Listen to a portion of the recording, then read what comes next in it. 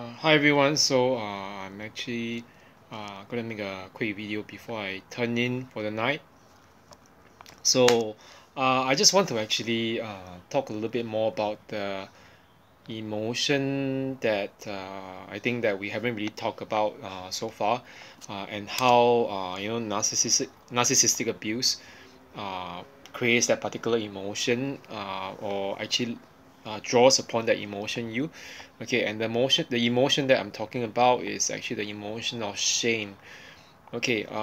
The emotion of shame, okay, this is actually there's a whole complex of this uh, emotions tied to narcissistic abuse. It's not just one emotion, but I'm actually reading this one book, Human History of Emotion by yeah, Richard Firth. I don't know how to pronounce the last name. God be here. I think that's the best way to pronounce it when I don't really know how he pronounces it. So this scholar actually studies the emotion of disgust.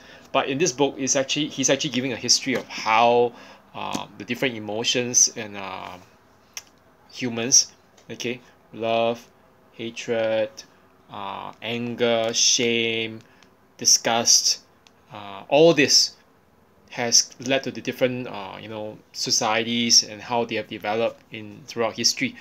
So yeah, right from, let's say, sometime around, yeah, biblical or even ancient Greek period until now.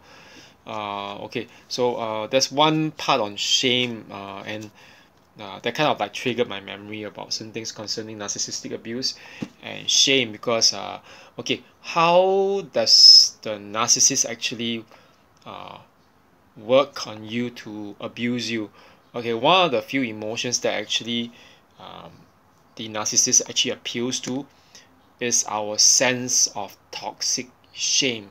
Okay, we know that narcissists always have a very strongly internalized sense of toxic shame, in which, I mean, beneath all the appearance that they have of being, totally comfortable, totally, I mean, arrogant, or totally full of themselves, that they're always so high and mighty.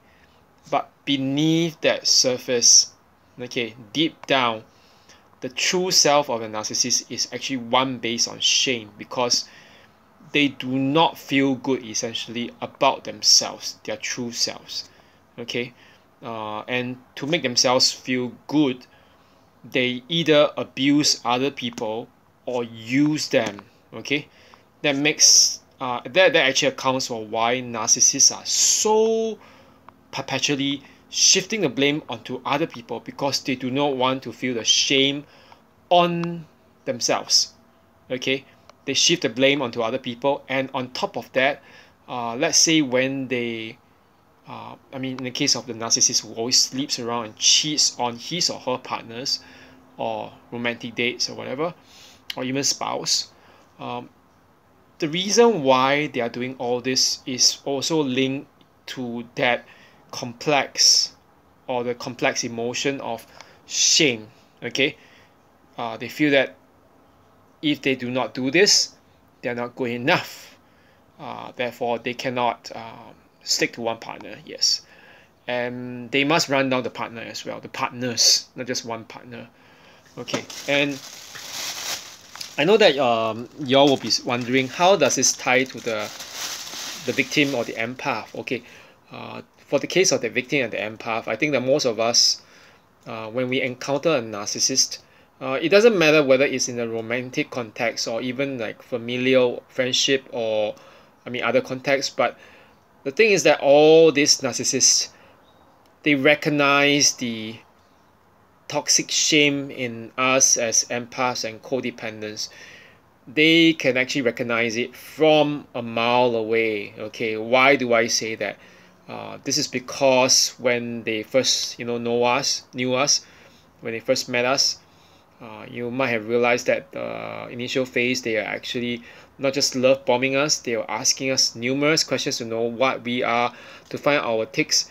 And very often when they dig into our past, or into what our insecurities are, uh, this is precisely when they actually find out about the toxic shame in us where it is situated. So I know that for my case that a lot of the the shame, the toxic shame I felt as with regards to myself, um, was the feeling of not being enough. I think that this is common to all empaths. Before we met a narcissist, we feel that we are not enough in something. For me, I think that sense of not being enough is linked to shame. Okay, it's not really just linked to pride or whatever. But shame has a complex of other emotions tied to it. Um, but shame in itself, it links essentially to the whole sense of not feeling good enough about yourself. Okay, so I always have certain things I struggled with back then. For example, I thought that I was, at that point in time, I was not getting a good job because maybe because I'm not uh, white. Yeah, I know that kind of stupid thing. Or I'm not getting a job teaching English in my field, although I have a PhD from Canada. Maybe, yeah, precisely because I was not white, and then it's the unfair world, and then what, I can't teach in the countries that I want to teach in, and things like that. I'm not saying that I don't struggle, because right now, as I move onto onto and even explore the option of going onto other fields, maybe not so much teaching or English alone, or English teaching or literature or anything that but I want to do something else. I kind of settled down on this realization that this shame, it makes you very vulnerable because you do not feel good about yourself. And when you actually expose this wound, okay, by showing it to other people, it doesn't bring you necessarily friends. It doesn't necessarily bring you friends, but it actually makes you more obvious to a narcissist. Think of it as this way: if you're in the middle of the ocean, you're bleeding, the sharks swim to you. This is precisely the case with narcissists. They will actually come after you.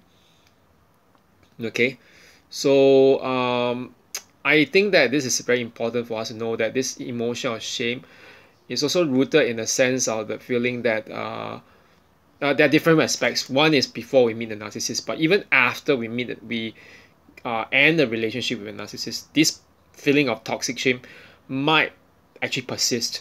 It actually might get compounded, and for those people who refuse to deal with it, how does it get compounded? It actually might manifest in this idea of how did I even get into this so-called relationship or relationship with a narcissist, or how do I even end up getting manipulated or used by them. It need not be romantic, can be a friendship, can be professional, can be familiar relationship as well. We just end up blaming ourselves for something that is not always necessarily is not really actually our fault to begin with. So this is something I think we need to realize. The feeling of shame is not on us. It's always and has always been the problem of the narcissist. So instead of just saying what did I do wrong, or asking what did I end up saying or doing, asking what did I do wrong, uh, maybe it's time to actually start saying what exactly is it in me that they were targeting, okay, and what did they want from me, okay. So I kind of realized this myself. After the last few years, when I was like in between all those moments of low self-esteem, or even when I don't feel good about myself, at the same time I was thinking that it's strange because I was telling you all about the former episode of the one particular ex-narcissist suddenly contacting me after I became better. I lost some fat, look in better shape, and that was right after we were not talking for like months, and all of a sudden you are talking to me again in 2016, early 2016. Oh, but in retrospect, I realized that was only because that particular narcissist supply had run out. Yeah. So yeah, when they experience the whole sense that their current supply is not working out for them, they will recycle their old supplies and everything. But the reason why I even fell prey to that sense of shame, and it just made me realize that they don't exactly go after bad people. I kind of realize now in retrospect, they chose you when you were doing better in life, so they were onto something. They realized that you had some value in you, and they wanted to use you before they could just throw you aside. And so don't you ever think that you're useless or that there's nothing good in you. uh, this is very much unlike what the narcissist will always say about you during the later stage of their relationship with you, that you're no good, you're lousy, whatever. But if you're really that bad, why did they even take interest in you to begin with in the first place? No, there was something good and they saw it before you even realize it. Okay, so I hope this helps. And yeah, and I'm going to actually talk a little bit more about my healing journey later on. I haven't been talking much about it. It's been about a few years since I last did that. I think it was about 2 years since I first did this channel. I want to talk a little bit more about my healing journey, how it actually began. And I think that because healing is never really, I mean, there's no destination. It's always, I mean, there's a destination in mind, but it's also a process. And so I think that I should make some video about this. But before that, I'll leave everyone to a good night and have a good sleep. Okay, have a good one, everyone. Bye bye.